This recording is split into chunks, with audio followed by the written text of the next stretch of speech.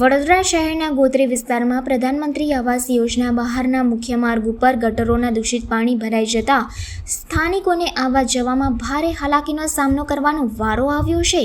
વડોદરા શહેરના ગોત્રી વિસ્તારમાં પ્રધાનમંત્રી આવાસ યોજના આવેલ છે। અહીં મોટી સંખ્યામાં લોકો નિવાસ કરે છે। આવાસ યોજના બહારના મુખ્ય માર્ગ ઉપર આપને જે પાણી ભરાયેલું જોઈ રહ્યા છો તે ચોમાસાનું પાણી નથી, પણ આ દૂષિત પાણી ઉભરાતી ગટર સહિતનું છે। આ સમસ્યાનું નિરાકરણ લાવવા માટે સ્થાનિકો દ્વારા અવારનવાર તંત્રને, સ્થાનિક કાઉન્સિલરોને પણ રજૂઆત કરવામાં આવી છે, પણ પરિણામ શૂન્ય રહ્યું છે। આ દૂષિત પાણીમાંથી આવવા જવા માટે લોકો મજબૂર બન્યા છે। વિસ્તારમાં નાના બાળકો, સિનિયર સિટીઝનો તથા મહિલાઓને તો ખૂબ જ મુશ્કેલી પડી રહી છે। અહીંથી પસાર થતા દરમિયાન વાહનો પરથી પડવાના બનાવો પણ બન્યા છે। દૂષિત પાણીના કારણે દુર્ગંધ, મચ્છર સહિતના પણ લોકોને પ્રશ્નો સતાવી રહ્યા છે। સ્થાનિકો દ્વારા આજે મીડિયા સમક્ષ પોતાની વ્યથા ઠાલવવામાં આવી હતી અને વહેલી તકે વરસાદી કાંસ તેમજ રસ્તો પણ બનાવાય તેવી માંગણી કરવામાં આવી હતી। સ્થાનિકોએ જણાવ્યું હતું કે આવનારા સમયમાં ચૂંટણી આવી રહી છે, જો તેઓની સમસ્યાનું નિરાકરણ નહીં આવે તો કોઈ નેતાને મત માંગવા આવવા નહીં દેવાય। જો કામ કર્યું જ નહીં તો નેતાઓને આવવું પણ ન જોઈએ। સ્થાનિકોએ ઉગ્ર રોષ ઠાલવી વહેલી તકે સમસ્યા નિરાકરણની માંગ કરી હતી। મારું નામ વસાવા રોહન છે। છેલ્લા 6 મહિનાથી પાણીનો ડ્રેનેજનો નિકાલ થતો નહીં। અમે 4 કોર્પોરેટને કહીએ છીએ કે તમે આવીને જોઈ જુઓ પરિસ્થિતિ કેવી છે।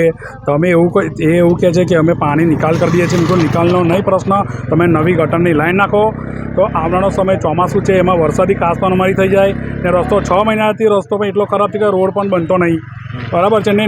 નીચાણવાળો વિસ્તાર છે, એમાંથી પાણી એટલું બધું ભરાશે તો તમે પછી આવી પણ નહીં શકો। આવનારી ચૂંટણીમાં 6 મહિનામાં ચૂંટણી આવે છે તો તમે વોટ પબ્લિક પાસે કેવી રીતે વોટ લેવા જશો એ તમે વિચારો। તમે પબ્લિકનું જ કામ નહીં કરો તો પબ્લિકની વચ્ચે તમે વોટ લેવા કેવી રીતે જશો એ તમારે વિચારવું પડશે।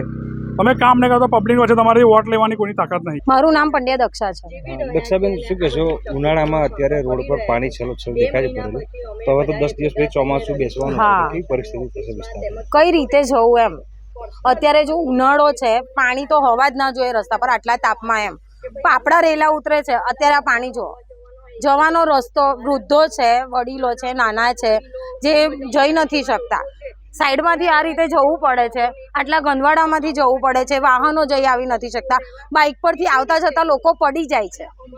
તંત્ર કોઈ કાર્યવાહી કરતું નથી, બસ શાંતિથી બેઠા છે એમની ઓફિસોમાં। કેટલા સમયથી આ સમસ્યાનો સામનો? છેલ્લા 6 મહિનાથી આ સમસ્યા ચાલી રહી છે। અમે આગળ આપી છે, એમને નોટિસ આપી છે, એમને અરજીઓ આપી છે, જઈને રૂબરૂમાં રજૂઆતો કરી છે, પણ કોઈ કાર્યવાહી તંત્રને કરવી નથી। તો ઘરમાં તમે કીધું કે વૃદ્ધો છે, બાળકો છે, હા, આ 6 મહિનાથી આ હદે સહન કરો છો, હા, તો હવે કોર્પોરેશનની ચોમાસાની જોડે પછી ઇલેક્શન પણ આવશે। હા, ઇલેક્શન આવે છે, એ લોકો વોટિંગ માટે પણ આવે છે, અમે દર વખતે વોટ પણ આપીએ જ છીએ, બરાબર છે, પણ વોટ આપીને અમે ચૂંટીને અમે એમને જે પોસ્ટ પર લાવીએ છીએ અમારા સેવા માટે, અમારા કામ માટે, સરકાર એમને ઉપરથી આપે જ છે, પૈસા પણ આપે છે જે આગળ કાર્યવાહી કરવા માટે, કે રોડ બનાવવા માટે, ગટરની લાઈન માટે આગળથી તો આવે જ છે ભંડોળ, પણ આમને કશું કરવું નથી તો કેમ નથી કરતા? તમારે કરવું જોઈએ ને। તમને જે સીટ પર ચૂંટીને લાવીએ છીએ એ સીટ પર તમને બેસવાનો કોઈ અધિકાર જ નથી, એમ કોઈ હક જ નથી। તમે કયા હકથી બેસો છો?